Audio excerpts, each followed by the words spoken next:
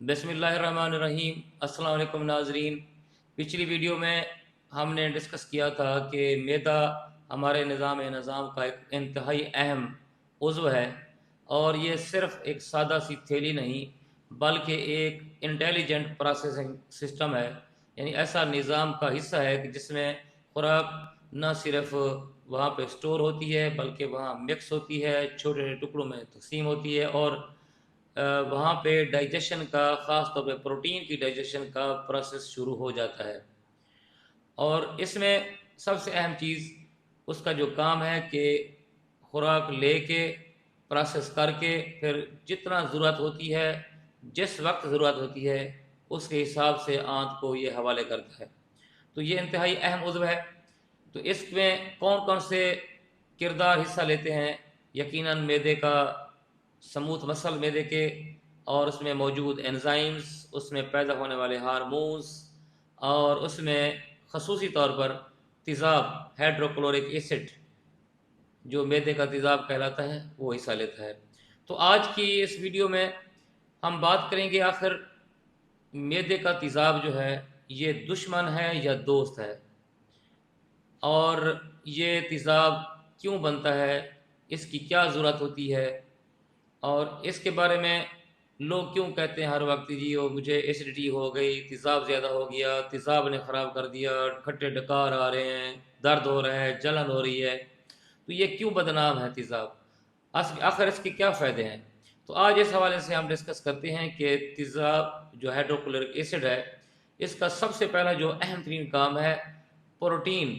जिस तरह के हम गोश्त खाते हैं, अंडे खाते हैं, और मुख्तलिफ़ किस्म की सब्ज़ियों की जो प्रोटीन है वो खाते हैं, तो उसके हाज़मे में सबसे पहले तेज़ाब मैदे के अंदर उसका डाइजेशन सिस्टम शुरू करता है, उसके छोटे हिस्सों में तक़सीम करता है।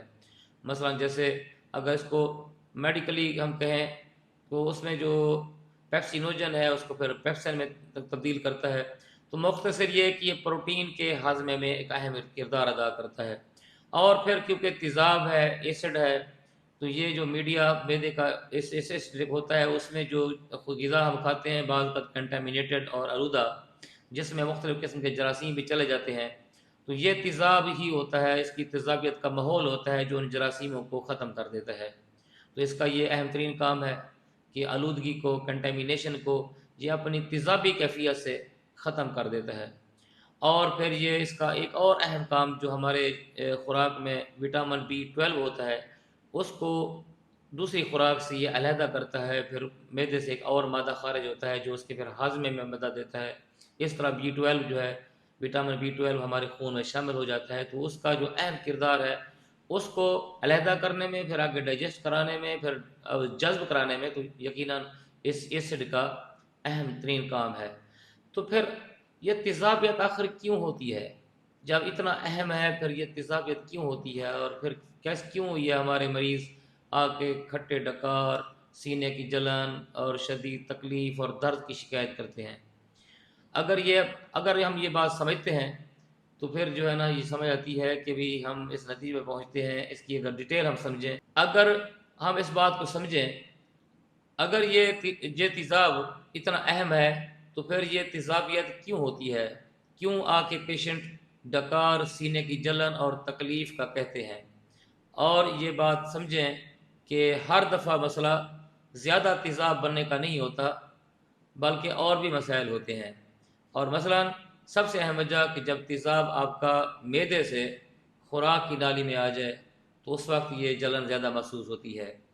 और कुछ चीज़ें हैं, कुछ वजूहात हैं और जिनकी वजह से ये तेज़ाबियत होती है। मसलन ज़्यादा ज़्यादा ग़िज़ा खा लेना, खाना खाने के फ़ौरन बाद लेट जाना, बहुत ज़्यादा मोटापा होना, कोई दवाइयाँ मसलन एनसेड ग्रुप है, पेन किलर बग़ैर किसी वजह के खाना और गैर महफूज पेन किलर खाना, और कुछ मशरूबात हैं जो इंतहाई मुज़रे मैदा हैं, वो हम जब इस्तेमाल करते हैं तो उससे जो है ना ये फिर तेज़ाबियत और ये मसाइल हमारे पैदा होते हैं। तो जब ये तेज़ाब इतना ख़तरनाक सब हद तक तेज़ है तो फिर ये हमारा मैदा ख़ुद को इससे कैसे बचाता है? तो ये पहले पिछली वीडियो में हमने इसका ज़िक्र किया था कि हमारे मैदे की जो अंदर इंटरनल लाइनिंग है उसमें म्यूकस है या बाइकार्बोनेट है, اور اس طرح کے جو پریونٹیو اس کے میکانزم ہیں، اس کی لیئر ہوتی ہے دفاعی، جس سے وہ اپنے تیزاب سے محفوظ رہتا ہے. یعنی جو سسٹم، جو قدرت، جو نظام وہ معدے سے تیزاب پیدا کرتا ہے، وہ معدے کو اس تیزابی طاقت سے، تیزاب کے نقصان سے بچانے کا بندوبست بھی کرتا ہے. اور جب یہ دفاعی نظام، یہ معدے کی حفاظت، اس کی دیوار کی حفاظت کرنے والی جو پروٹیکٹیو لائن ہے وہ کمزور ہو جائے، مثلا جیسے السر میں ہو جاتی ہے، گیسٹرائٹس میں ہو جاتی ہے، ایچ پائلوری میں ہو جاتی ہے، اور بہت سی وجوہات ہیں جو اندر جو ٹائیفائڈ کی وجہ سے ہو جاتی ہیں، بہت ساری انفیکشنز میں ہو جاتی ہیں، تو پھر کیا ہوتا ہے؟ تو بہت سارے جو علامات جیسے میں نے کہا ہے وہ پیدا ہوتے ہیں. تو ہم اس صورت میں کن کن وجوہات کی بنا پر ہم سمجھیں کہ جی یہ دوائیاں ہم خود بعض اوقات سیلف میڈیکیشن کر رہے ہوتے ہیں، اینٹیسڈ لے رہے ہوتے ہیں اور باقی چیزیں علامتی علاج کر رہے ہوتے ہیں، تو کب جو ہے نا ہمیں ڈاکٹر سے رابطہ کرنا چاہیے؟ آپ کے لیے، آپ کی اطلاع کے لیے عرض ہے، جب بھی خون کی الٹی آ جائے، کالے رنگ کے پخانے آ جائیں، مسلسل آپ کو قے ہو رہی ہو، وزن آپ کا کم ہو رہا ہو، یا شدید درد ہو معدے میں بار بار، تو اس وقت آپ کو جو ہے ڈاکٹر سے رابطہ کرنا چاہیے.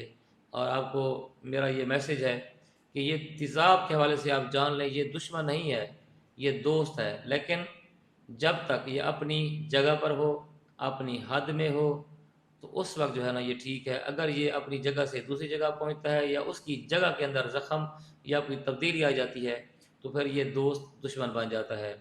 تو نیکسٹ ویڈیو میں ہم ذکر کریں گے کہ کون کون سی حفاظتی تدابیر اختیار کریں اور ہم ان مسائل سے، معدے کی جو بیماریاں ہیں ان سے بچ جائیں، اور جس کو ہم الامراض کہتے ہیں، تو اس سے کیسے ہم جو ہے نا محفوظ رہ سکتے ہیں. تو میری دعا ہے کہ جس طرح ہم شان لطیف سرجیکل ہاسپیٹل کے ہیلتھ ایجوکیشن فورم سے آپ کو یہ معلوماتی ویڈیوز دے رہے ہیں، تو ان کو سمجھ کے اپنے دوستوں کو، اپنے گھر والوں کو سمجھائیں. یہ چھوٹی چھوٹی باتیں سمجھ کے ہم اپنے آپ کو بھی اور اپنے معاشرے کو بھی صحت مند بنانے میں کردار ادا کر سکتے ہیں. اللہ تعالی ہم سب کا حامی ناصر ہو. جزاک اللہ.